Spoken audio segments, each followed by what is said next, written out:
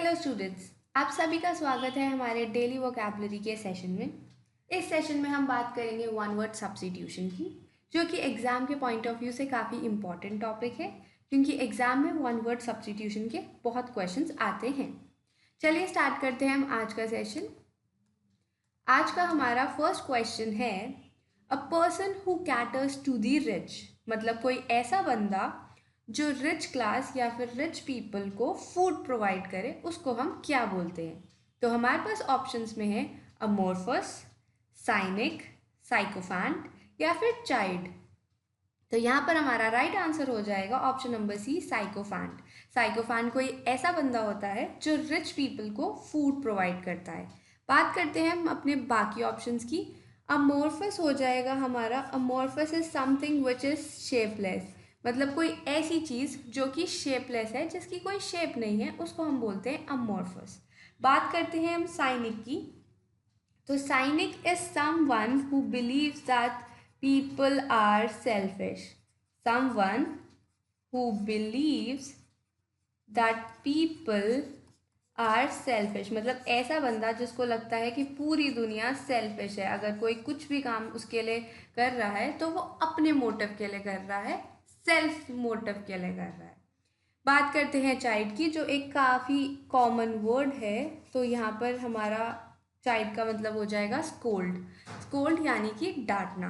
तो ये हैं हमारे कुछ वर्ड्स जो एग्ज़ाम में आपसे इनके भी मीनिंग्स पूछे जा सकते हैं, तो आपको इनके भी मीनिंग्स पता होने बहुत ही ज़रूरी हैं। चलिए आगे बढ़ते हैं हम आज के सेकंड क्वेश्चन की तरफ। Words formed by changing the order of letters in another word. Words जो बनते हैं लेटर का ऑर्डर चेंज करने से, उनको हम क्या बोलते हैं। तो यहाँ पर हमारा राइट आंसर हो जाएगा बी, एनाग्राम। एनाग्राम ऐसे वर्ड्स होते हैं जो लेटर के ऑर्डर चेंज करने से एक नया वर्ड बन जाए, उसको हम बोलते हैं एनाग्राम। तो यहाँ पर बात कर लेते हैं हम एलिट्रेशन क्या होता है। तो alliteration is the occurrence of same letter, it is the occurrence of same letter at the beginning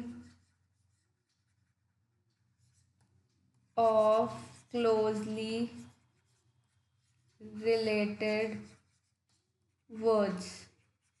मतलब कि कभी भी अगर आप सेंटेंस में नोटिस करो कि जो जितने भी वर्ड स्टार्ट हो रहे हैं वो एक सेम लेटर से स्टार्ट हो रहे हैं, तो उस केस को हम बोलते हैं एलिट्रेशन। बात करते हैं पन की। तो पन इज अ जोक। बात करते हैं वर्बिटम की। तो verbatim is something quoted in exactly same words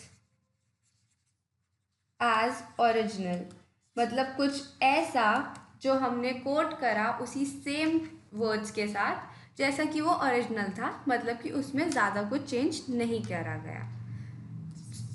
अब बढ़ते हैं हम अपने आज के थर्ड क्वेश्चन की तरफ। तो हमारा आज का थर्ड क्वेश्चन है, question number 3 is the man who takes hotel guests to their rooms carries luggages etcetera, मतलब ऐसा बंदा जो होटल के गेस्ट को उनके रूम तक लेकर जाए, उनका लगेज कैरी करे, तो उसको हम क्या बोलते हैं। काफ़ी कॉमन वर्ड है बेल हॉप। बेल हॉप एक ऐसा बंदा होता है जो कि होटल में गेस्ट को उनके रूम्स तक लेकर जाता है और उनका लगेज कैरी करता है। अब आगे बढ़ते हैं हम क्वेश्चन नंबर 4 की तरफ। A collection of flags, flags की कलेक्शन को हम क्या बोलते हैं। तो यहाँ पे हमारा राइट आंसर हो जाएगा option number D, bunting. Bunting होता है फ्लैग्स की कलेक्शन। अब हम बात करते हैं प्लमेज की। तो प्लमेज हम बोलते हैं फेदर को, कलेक्शन ऑफ फेदर या फिर फेदर को प्लमेज बोला जाता है। बात करते हैं हम फ्लैगुलेट की। तो फ्लैगुलेट होता है एक a small type of flute, मतलब कि एक छोटा सा फ्लूट होता है जिसको हम फ्लैगुलेट बोलते हैं। बात करते हैं हम फ्लैगलेट की, तो फ्लैगलेट होता है अ स्मॉल फ्लैग। ये सारे जितने भी ये वर्ड्स हैं आपके एग्जाम में आ सकते हैं, आपसे इनके मीनिंग्स भी पूछे जा सकते हैं और ये वन वर्ड सब्स्टिट्यूशन में भी आ सकते हैं, तो ये आपके लिए काफ़ी इम्पॉर्टेंट है। अब बात करते हैं क्वेश्चन नंबर 5 की। A government through trade union organisations, ऐसी गवर्नमेंट जो ट्रेड यूनियन ऑर्गेनाइजेशन से बनी हो उसको हम क्या बोलते हैं? Option number A socialism, option number B fascism, option number C syndicalism, option number D Fabianism. तो यहाँ पर हमारा राइट आंसर हो जाएगा ऑप्शन नंबर सी सिंडिकलिज्म। बात करते हैं हम फेसिज्म की, तो फेसिज्म हमारी एक ऐसी गवर्नमेंट होती है जिसमें कंट्री की जो पावर है, a government in which countries power is in the hand of one ruler only. मतलब एक ऐसी गवर्नमेंट जिसमें जो कंट्री की पावर है वो सिर्फ एक रूरल के अंडर होती है। तो चलिए बढ़ते हैं हम अपने नेक्स्ट क्वेश्चन की तरफ। हमारा नेक्स्ट क्वेश्चन है question number 6 which says an important religious ceremony. एक इम्पॉर्टेंट रिलीजियस सेरेमनी को क्या बोला जाता है? तो यहाँ पे राइट आंसर हो जाएगा ऑप्शन नंबर बी सेक्रेमेंट। सेक्रेमेंट बोला जाता है एक इम्पॉर्टेंट रिलीजियस सेरेमनी को। बात करते हैं हम कॉन्ग्रीगेशन की, तो कॉन्ग्रीगेशन एक ऐसी गैदरिंग होती है, एक ऐसी गैदरिंग होती है जिसमें लोग काफ़ी फेथफुल होते हैं अपनी प्लेस ऑफ वर्शिप को लेकर, मतलब कि अ गैदरिंग और faithful in any place of worship. मतलब वो जहाँ पर भी वर्शिप कर रहे हैं उस जगह को लेकर वो काफ़ी फेथफुल होते हैं अपने रिलीजन को, या जो भी वो वर्शिप कर रहे हैं उस चीज़ को लेकर वो काफ़ी ज़्यादा फेथफुल होते हैं। सेग्रिलेज की बात कर लेते हैं, बहुत ही इंपॉर्टेंट वर्ड है, एग्जाम्स में इसके बारे में बहुत पूछा जाता है। तो sacrilege is something when you violation of something which is considered to be sacred। मतलब कोई ऐसी चीज़ जिसको सेक्रेट माना जाता है उसको अगर हम वॉयलेट कर देते हैं तो that is what you call sacrilege. अब बात करते हैं ब्लास्फेमी की। Again this is an important word और इसका मतलब होता है सैक्रिलेज। तो अगर हम बात करें कि ब्लास्फेमी का सिनोनिम क्या है तो वो हो जाएगा सैक्रिलेज, और अगर हम बात करें सैक्रिलेज का सिनोनिम क्या होगा तो वो हो जाएगा ब्लास्फेमी। चलिए आगे बढ़ते हैं। हमारा आज का नेक्स्ट क्वेश्चन है आपकी स्क्रीन के ऊपर, question number 7। A place where money is coined. एक ऐसी जगह जहाँ पर मनी को कॉइन करा जाता है, मनी जहाँ पे बनता है उसको हम कहते हैं मिंट। मनी को जहाँ पर मिंट करा जाता है उसको हम बोलते हैं mint. Question number 8 one who is always doubtful. ऐसा बंदा जो हमेशा डाउटफुल रहता है, जिसको हमेशा कुछ ना कुछ शक होता रहता है, उसको हम बोलते हैं option number A sceptic. Sceptic बोलते हैं हम ऐसे बंदे को जो हमेशा डाउटफुल रहता है।